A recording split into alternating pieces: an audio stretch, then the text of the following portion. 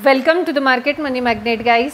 आज यहाँ इस वीडियो में हम बात करने वाले हैं एक ऐसे स्टॉक के बारे में जिसका क्लाइंट बेस अगर आप देखेंगे तो आप चौंक जाएंगे कि इतने अच्छे जो है कंपनीज़ इसके क्लाइंट बेस है, जैसे NTPC, Tata power, solar system limited, Panasonic, first energy, ये blue panic energies, wind energy, green infra wind energy, Madhav infra projects, ऐसे बहुत सारे जो कंपनीज़ है बढ़िया, वो सब इसके क्लाइंट बेस में।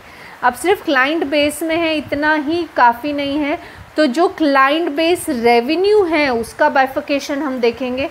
डोमेस्टिक में 99% का ये रेवेन्यू जनरेट कर रहे हैं, जबकि आईपीपी की अगर हम बात करें तो आईपीपी में 22%, ओईएम में 41%, गवर्नमेंट 12%, अदर्स में 24%, एक्सपोर्ट इनका 1% है। पर टोटल क्लाइंट्स अगर आप देखेंगे डोमेस्टिक्स के तो वो 193 क्लाइंट्स देखने को मिल रहे हैं, जबकि 23 इंटरनेशनल क्लाइंट्स यहाँ पे इस कंपनी के देखने को मिलते। तो जब भी कंपनी का क्लाइंट बेस बहुत स्ट्रॉन्ग है और उस क्लाइंट बेस स्ट्रॉन्ग होने के साथ साथ रेवेन्यू भी उस क्लाइंट से बहुत अच्छा आ रहा है, तो डेफिनेटली कंपनी में कुछ तो बात है। और अगर कुछ बात है तो हमारा देखना तो बनता है, क्योंकि we are a long term investors, और लॉन्ग टर्म इन्वेस्टर्स का हर कंपनी को एनालाइज करना बनता है। अब यहाँ पे हम थोड़ी सी बात कर ले कि कंपनी एग्जैक्ट करती क्या है और कब बनी है। तो ये कंपनी जो है ये इसका मैन्युफैक्चर या इनकॉर्पोरेटेड अप्रैल 1995 में हुआ था। कंपनी का manufacture integrated solar cells and solar panels में है। कंपनी सोलर सेल्स और सोलर पैनल्स को मैन्युफैक्चर करती हैं। इसका अगर प्रोडक्ट पोर्टफोलियो देखेंगे तो इसमें हमें सोलर सेल, सोलर मॉड्यूल्स, उसके अलावा monofacial and bifacial modules as well as EPC and O&M solutions में हमें देखने को मिलता है। तो बेसिकली कंपनी सोलर सेक्टर में काम करती है, हम ये बोल सकते हैं। और हमें ये पता है कि आने वाले समय में सोलर का जो बिज़नेस रहने वाला है वो सबसे बढ़िया वर्क करने वाला है। ग्रीन एनर्जी हम जानते ही है कि ये भी बहुत बढ़िया रहेगा, और सोलर सिस्टम्स आज ही बहुत ज़्यादा चलन में है, आने वाले समय में और भी देखने को मिलेंगे। अगर हम बिज़नेस सेगमेंट्स की बात कर ले before we going on a fundamentals, तो यहाँ पे हमें जो है ये कंपनी मैन्युफैक्चर करती है सोलर फोटोवोल्टिक यानी पीवी सेल्स, उसके अलावा सोलर मॉड्यूल्स, और सोलर मॉड्यूल के साथ custom panels for specific applications के लिए, और एग्जीक्यूशन करती है ये ईपीसी प्रोजेक्ट्स में, और इंडिपेंडेंट पावर प्रोडक्शन भी कंपनी का है। साथ ही साथ ओएम एंड सर्विसेज ईपीसी के लिए ईपीसी प्रोजेक्ट्स के लिए भी प्रोवाइड करती है और एग्जीक्यूट भी करती है। इसके अलावा ये अदर सोलर रिलेटेड प्रोडक्ट्स को भी सेल करती है। तो बेसिकली ओवरऑल कंपनी एक ही सेक्टर में हमें काम करते हुए देखने को मिल रही है, वो है सोलर। और इसी वजह से इस कंपनी का जो क्लाइंट बेस है ये हमें पावर और सोलर जो कंपनीज़ है सेक्टर से उससे बिलोंग करता हुआ देखने को मिल रहा है, जैसे Tata power, solar system limited, या एनटीपीसी, पैनासोनिक, इसके अलावा first energy, blue panic energy, luminous Heartect, green infra wind energies, या माधव इंफ्रा प्रोजेक्ट्स। इस तरह के सोलर स्क्वायर्स, इस तरह के इनके क्लाइंट्स देखने को मिल रहा है। इतना तो समझ चुके हैं हम कि कंपनी का बिजनेस फ्यूचर ओरिएंटेड है, कंपनी का क्लाइंट बेस बढ़िया है, कंपनी उस वजह से रेवेन्यू भी बढ़िया जनरेट कर रही है। तो चलिए हम देख लेते हैं कंपनी के बाकी फंडामेंटल्स कैसे हैं। यहाँ पर अगर हम मार्केट कैप की बात करें तो मार्केट कैप जो है कंपनी का 46,358 करोड़ का देखने को मिल रहा है। स्टॉक पी 49 है, ROCE 41.5% का है, ROE 54% का देखने को मिल रहा है। फेस वैल्यू 1 है, यानी कंपनी का स्प्लिट हो चुका है, आने वाले समय में कोई भी स्प्लिट का बेनिफिट देखने को नहीं मिलेगा। डिविडेंड यील्ड 0.05% है, बहुत छोटा सा कम डिविडेंड दे रही है, बट डिविडेंड दे रही है, that is one of the good factor और a positive factor we can say. Earning per share की बात करें तो 20.8 का अर्निंग पर शेयर देखने को मिल रहा है। डेप कंपनी पे 1954 करोड़ का है। डेप टू इक्विटी रेशियो 0.69 का हमें देखने को मिल रहा है, विच इज़ टॉलरेंस, 1 से कम है तो हम इसको ठीक ही कंसिडर करेंगे। करंट असेट्स की बात करें तो 5233 करोड़ के हैं। करंट असेट्स से अगर आप डेप कंपेयर करेंगे तो डेप काफ़ी कम है। इन्वेंट्री जो है कंपनी के पास 1326 करोड़ की है। पेट्रोस की स्कोर के हिसाब से ये स्टॉक लॉन्ग टर्म के लिए फिट बैठता हुआ हमें नज़र आ रहा है। चलिए बैलेंस शीट पे एक नज़र डालते हैं।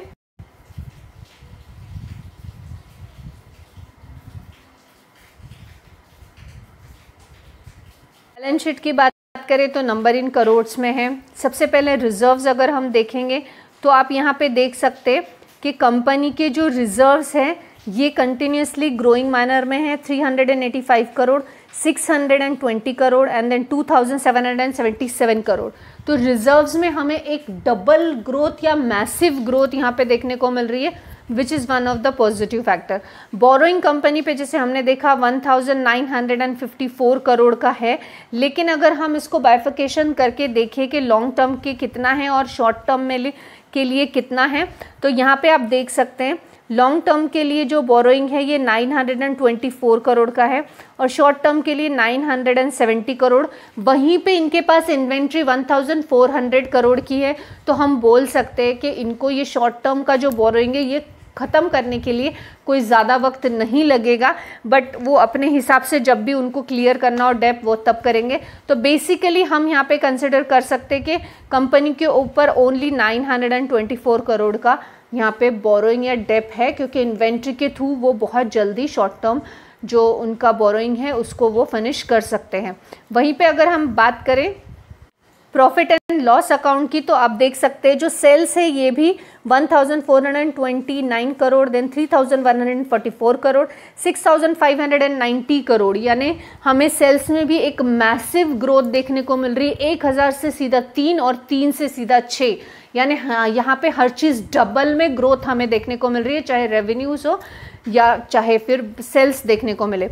अगर हम प्रॉफिट की बात करें तो नेट प्रॉफिट यहाँ पे आप देख सकते हैं, नेट प्रॉफिट जहाँ माइनस में था 2023 में, 22 एंड 23 में, वहीं पे मार्च 2024 में 231 करोड़ और अभी मार्च 2025 में 937 करोड़ का हमें जो है नेट प्रॉफिट देखने को मिल रहा है। वही अर्निंग पर शेयर की बात करें तो अर्निंग पर शेयर 8.78 से पहले तो माइनस में था, माइनस से फिर प्लस में हुआ 8.78 crore and then 20.79 crore.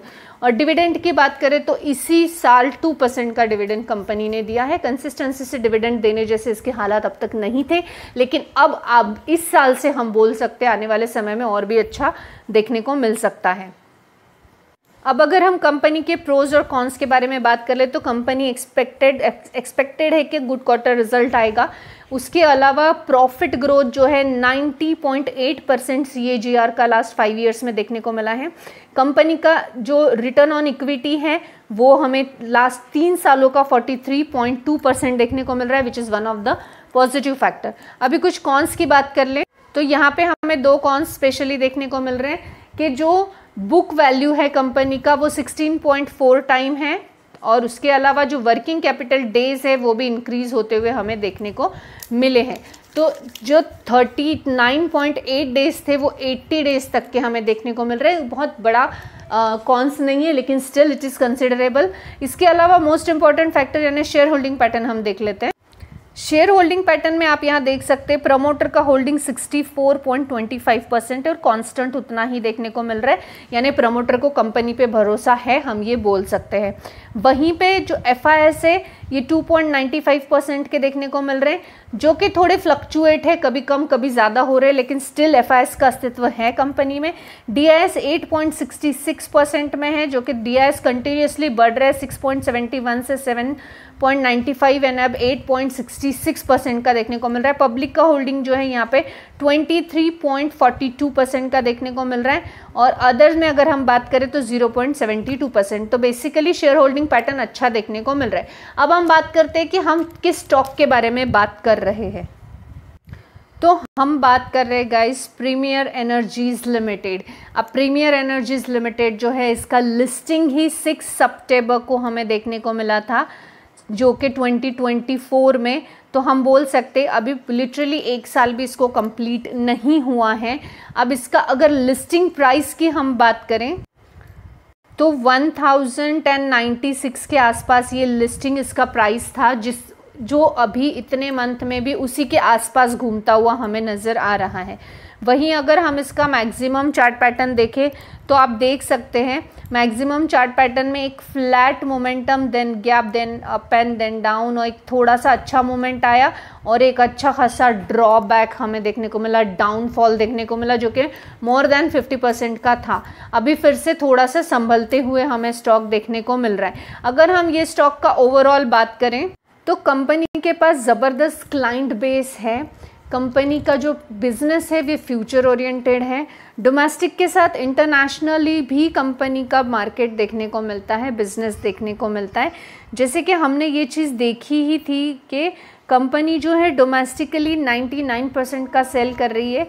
Domestic clients उनके 193 देखने को मिलते हैं और इंटरनेशनल क्लाइंट 23 देखने को मिल रहे हैं। हम यहाँ पे जो स्टॉक की बात कर रहे हैं प्रीमियर एनर्जीज़ लिमिटेड की, इसका क्लाइंट बेस ज़बरदस्त होने के साथ साथ बिजनेस भी ज़बरदस्त देखने को मिल रहा है।